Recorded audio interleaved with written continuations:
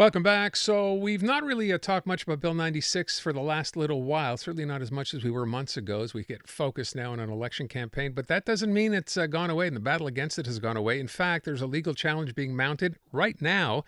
And beyond that, a GoFundMe page set up as well. So I thought we'd bring you some information and update on it to let you know what is going on. Adam Sternthal is on the line. He is a co-plaintiff in the Bill 96 challenge. And as I said on the phone right now, Adam, thanks for being here. Thank you very much for having me. Can you explain, when people hear legal challenge to Bill 96, who is mounting this legal challenge and on what basis?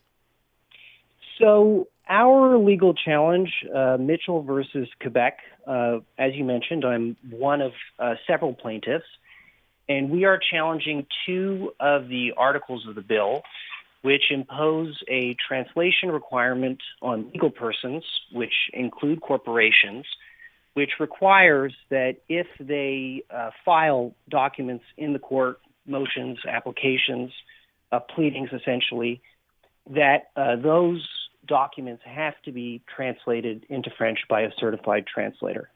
And so our view is that's unconstitutional. Okay. And by the way, I remember when we first started talking about this, when we realized that was in the bill. And this, by the way, would be done at the plaintiff's cost, right? I believe so. I want to stress to you that I'm just a co-plaintiff. I am not the lawyer on the file. So, but yes, that's my understanding. All right. So this goes to court. I understand it already started today. Is that correct? There was a motion to stay the application that was heard today. I cannot speak to, it's obviously under deliberation, so I can't talk about, the motion itself, but it was heard. Fair enough. So the other issue that's now going on, and by the way, this is separate and apart from other challenges. We've talked, of course, to the English Montreal School Board. They will have their challenge. There are going to be, I imagine, numerous challenges, legal challenges to this bill for various reasons. You've started, and I don't know if this is actually you who got this going, but I know there is now a GoFundMe page that has been set up. Can you explain what that is supposed to do? Yes. So I am a member. There are several members of what is called the Bill 96 Action Committee, and we launched a GoFundMe page on Monday, so we really started pushing it on Monday. We've raised to date $51,000, so it's getting tremendous traction. I would hope, if possible, that you could somehow share the link with your viewers. I don't know if that's possible over radio, but if you search GoFundMe and Bill 96 Challenge, it should come up on Google.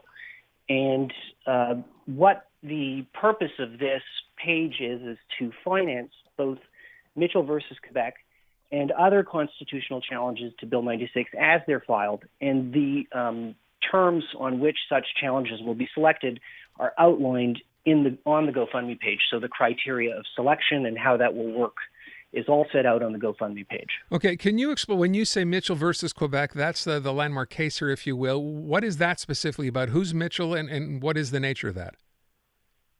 So that's actually the case in which I'm a co-plaintiff, and Mitchell refers to Doug Mitchell, who's one of the plaintiffs and an attorney.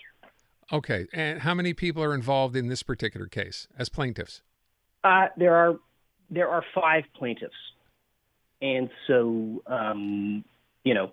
each of them is a plaintiff in the case, and we have a lawyer who's representing us, Maître Doyen. Okay, and now some people may wonder why, in fact, you actually have to mount a GoFundMe page. Obviously, $300,000 is a lot of money. You mentioned you're over $51,000 already. This is obviously an expensive process. Well, not all of that money, $100,000 of that money, and it's said on the GoFundMe page, is allocated for our challenge. Obviously, this is a constitutional challenge. It could take a long time to make its way through the courts. These things are costly. The idea is to ensure, that it's viable, that we can keep it going, and the other $200,000 are funds, if we are successful in raising it, that would be allocated to other challenges. So the idea is to help other challenges as well, not just to fundraise for our own. So when you say other challenges, we know there are enough people upset with this bill for a variety of reasons. Would you be involved in those challenges as well, or how would they get organized?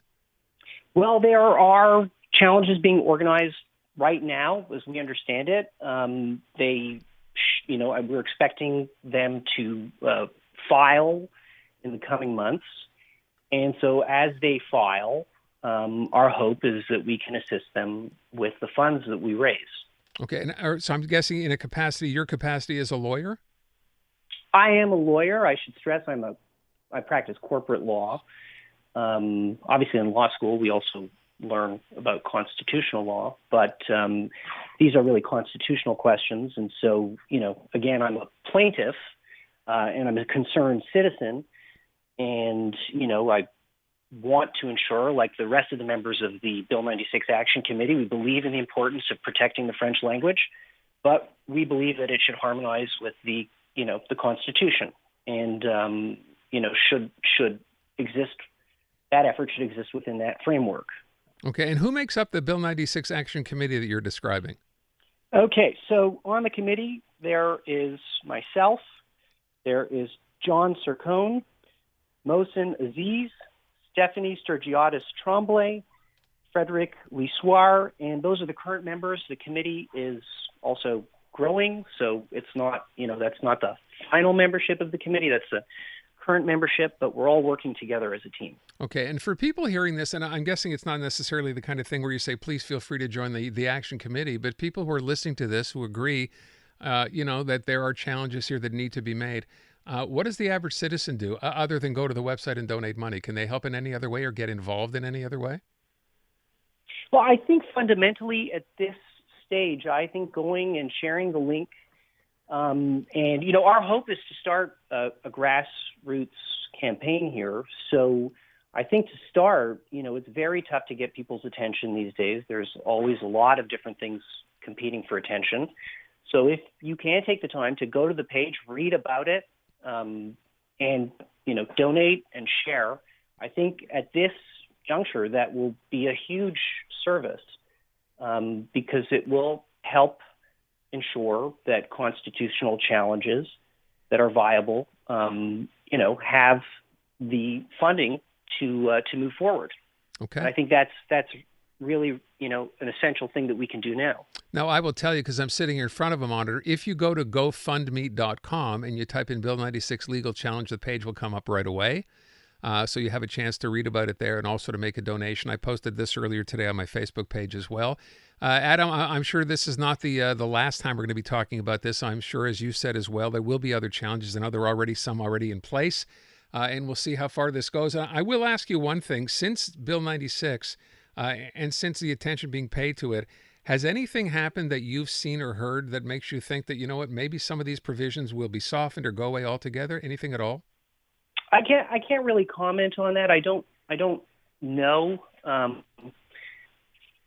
So I guess I'll leave my answer at that. Like I said, we believe in the importance of protecting French. I'm a proud Quebecer, proud to live here, proud to be bilingual. The hope is that we could strike the right balance and one where, the rights of all Quebecers are respected ultimately. And hopefully these challenges help us get to that place. Okay. One last thing as I let you go here. There's obviously no way to know how long this will take to go through the court system, right? No, I don't think so.